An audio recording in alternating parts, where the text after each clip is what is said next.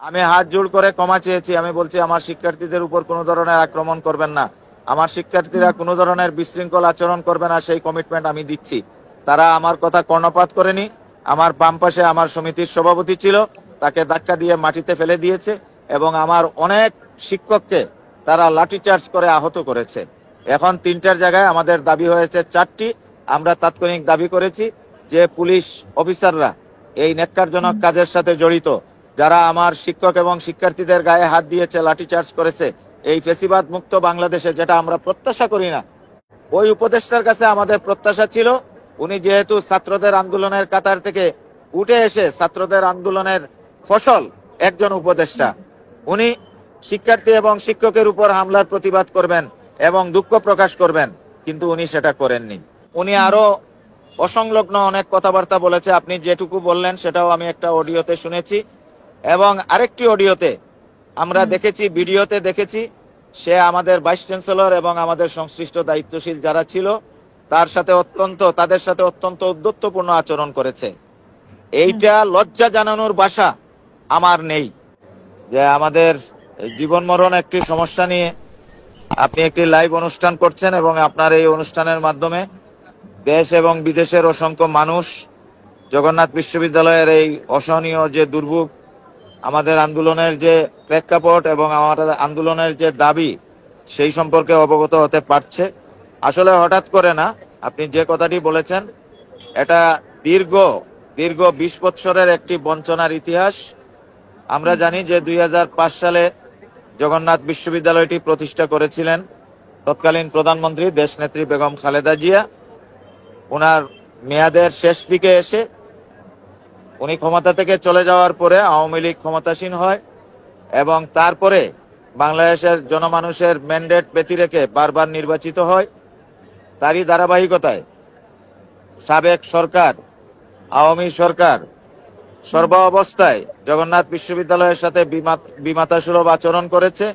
অন্যান্য বিশ্ববিদ্যালয়ে যেখানে অগ্রাধিকার ভিত্তিতে উন্নয়ন কর্মকাণ্ড সম্পাদিত হয়েছে, জগন্নাথ বিশ্ববিদ্যালয় পদে পদে সেখানে বঞ্চিত হয়েছে। এবং আপনার মাধ্যমে আমি আজকে পুরো বিশ্ববাসীকে জানাতে চাই, জগন্নাথ বিশ্ববিদ্যালয় এমন একটি বিশ্ববিদ্যালয় যেখানে 20 বৎসরে একজন শিক্ষার্থীকে 1টি টাকাও আবাসন ভাতা প্রদান করা হয়নি। জগন্নাথ বিশ্ববিদ্যালয় এমন একটি বিশ্ববিদ্যালয় যেখানে শিক্ষার্থীদের থাকার জন্য একটা হলও নেই। তো এই অবস্থায় দীর্ঘদিনের দাবি জগন্নাথ বিশ্ববিদ্যালয়ের শিক্ষার্থীদের যে আবাসন সমস্যা দূরীকরণ। তো সর্বশেষ আমাদের জবি ছাত্র ঐক্য দল মত নির্বিশেষে এখানে যত ক্রিয়াশীল ছাত্র সংগঠন আছে সবার নেতৃবৃন্দের সমন্বয়ে এই জবি ছাত্র ঐক্য গঠিত। তাদের ব্যানারে 3 দফা দাবি। প্রথম দফা হলো যে শিক্ষার্থীদের 70% আবাসন ভাতা নিশ্চিত করা। দ্বিতীয় দাবি সেটা হলো যে আমরা যে বাজেটটি উপস্থাপন করি আমাদের ইউজিসি বরাবরে, আমরা আমাদের নিট বেসিস বাজেট দিয়েছিলাম 360 কোটি টাকা, সেই জায়গায় এটা কর্তন করে আমাদেরকে দেওয়া হয়েছে 140 কোটি টাকা। সেটা আমাদের নিট বেসিস অত্যন্ত অপ্রতুল এবং এটা আসলেই অকল্পনীয়। আর আরেকটি দাবি ছিল, সে দাবিটি হলো যে আমাদের যে দ্বিতীয় ক্যাম্পাস, সেই দ্বিতীয় ক্যাম্পাসের উন্নয়নমূলক কার্যক্রমটা যাতে খুব ত্বরান্বিত করা হয় এবং সরকারের আপনার প্রায়োরিটি বেসিস যে প্রজেক্টগুলো আছে সেই প্রজেক্টে যেন অন্তর্ভুক্ত করা হয়। তো এই 3টি দাবি নিয়ে আমরা গতকালকে মার্চ ফর যমুনা আমাদের শিক্ষার্থীদের ঘোষিত একটা কর্মসূচি, সেই কর্মসূচিতে আমাদের সকল শিক্ষার্থীরা অংশগ্রহণ করেছে এবং জগন্নাথ বিশ্ববিদ্যালয়ের শিক্ষক সমিতির নেতৃত্বে সকল শিক্ষক, কর্মকর্তা এবং কর্মচারীরাও ছিল সেখানে।